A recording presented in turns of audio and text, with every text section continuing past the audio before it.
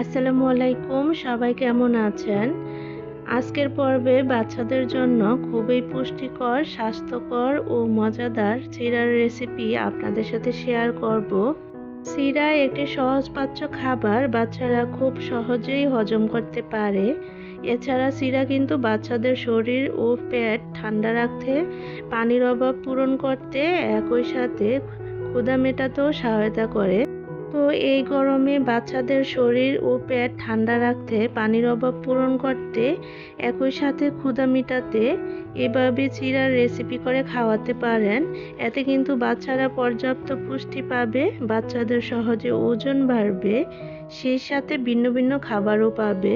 তো এখানে আর কথা না বাড়িয়ে চলে যাচ্ছি মূল পর্বে। চিড়ার এই রেসিপিটি করার জন্য আমি প্রথমে এখানে 3টা খেজুর নিয়েছি। এখন খেজুরের ভিতরের বিচিগুলো ফেলে দিব। খেজুর বাচ্চাদের জন্য একটি পুষ্টিকর এবং প্রাকৃতিক খাদ্য। এতে রয়েছে অনেক গুরুত্বপূর্ণ পুষ্টি উপাদান, যা বাচ্চাদের শারীরিক ও মানসিক বিকাশে সহায়তা করে।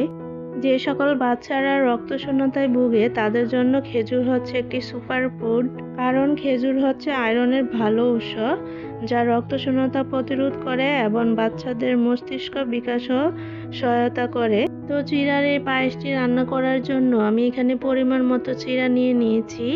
এখানে লাল চিড়াটা নিয়েছি। লাল চিড়া সাদা চিড়ার চেয়ে কম প্রক্রিয়াজাত, তাই এতে পুষ্টিগুণ বেশি থাকে। আর লাল চিড়া অনেক ফাইবার থাকে, যা বাচ্চাদের হজমে সহায়তা করে এবং কোষ্ঠকাঠিন্য দূর করে।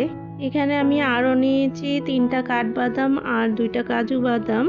বাদামগুলোকে আগে একটু আমি ভেজে নিয়েছিলাম, এজন্য একটু কালো কালো দেখা যাচ্ছে। তো চিড়া আর বাদামগুলো আমি আগে ভালো করে ধুয়ে পানি দিয়ে ভিজিয়ে রেখেছি। তো এখন আমি ব্লেন্ডারে ব্লেন্ড করে নিব। বাদাম, চিড়া এবং আগে থেকে যে খেজুরগুলো আমি ধুয়ে রেখেছিলাম ওইগুলো দিয়ে দিয়েছি। তো এখন সব কিছু একসাথে ব্লেন্ড করে নিব। আর আমি একদম মিহি করে ব্লেন্ড করব না, আমার বাচ্চা যেভাবে খেতে পারে দানাদার খাবার, ঠিক ওইভাবে দানাদার রেখেই আমি ব্লেন্ড করে নিয়েছি। আপনারা আপনাদের বাচ্চাদের খাবারের ধরনটা বুঝে তারপরে ব্লেন্ড করে নেবেন। তো এখন একটা পাতিলের মধ্যে ব্লেন্ড করা খাবারটা নিয়ে নিচ্ছি। এখন আমি রান্না করে নিব।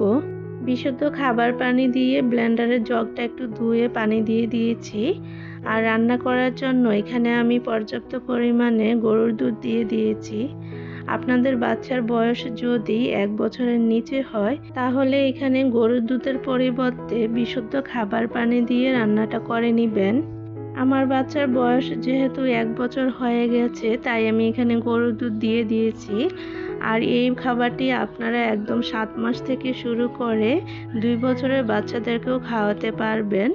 শুধু 1 বছরের নিচের বাচ্চাদের জন্য গরুর দুধটা এখানে বাদ যাবে। চিড়ার এই পায়েসটি কিন্তু রান্না করতে খুব বেশি একটা সময় লাগে না, আপনি খুব সহজেই রান্না করে নিতে পারবেন। তো আমি এমন ঘনত্ব রেখে চুলা থেকে নামিয়ে নিচ্ছি। এই তো তৈরি হয়ে গেল বাচ্চাদের জন্য খুবই স্বাস্থ্যকর, পুষ্টিকর এবং দ্রুত ওজন বৃদ্ধিকারী চিড়ার পায়েস। তো আমি এখানে খাবারটিকে আরও পুষ্টিকর এবং মজাদার করার জন্য 1 চামচ বাটার দিয়ে দিয়েছি।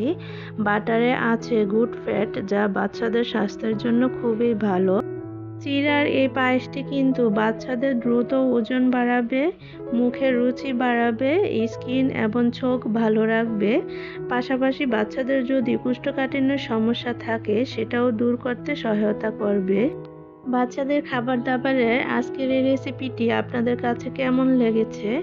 যদি ভালো লেগে থাকে তাহলে প্লিজ ভিডিওতে একটা লাইক দিয়ে দিবেন, আর যাওয়ার আগে সুন্দর একটা কমেন্ট রেখে যাবেন। আর আপনারা যারা আজকে প্রথম আমার ভিডিও দেখছেন কিন্তু চ্যানেলটি সাবস্ক্রাইব করেননি, প্লিজ আমার চ্যানেলটি সাবস্ক্রাইব করে পাশে থাকা বেল বাটনের অল অপশনটি সিলেক্ট করে দিবেন। এতে করে আমি যখন কোনো নতুন ভিডিও আপলোড করব সাথে সাথে আপনার কাছে নোটিফিকেশন চলে যাবে, আর আপনি খুব সহজেই তা দেখে নিতে পারবেন। সবাইকে অসংখ্য ধন্যবাদ। সবাই অনেক ভালো থাকবেন, সুস্থ থাকবেন। আল্লাহ হাফেজ।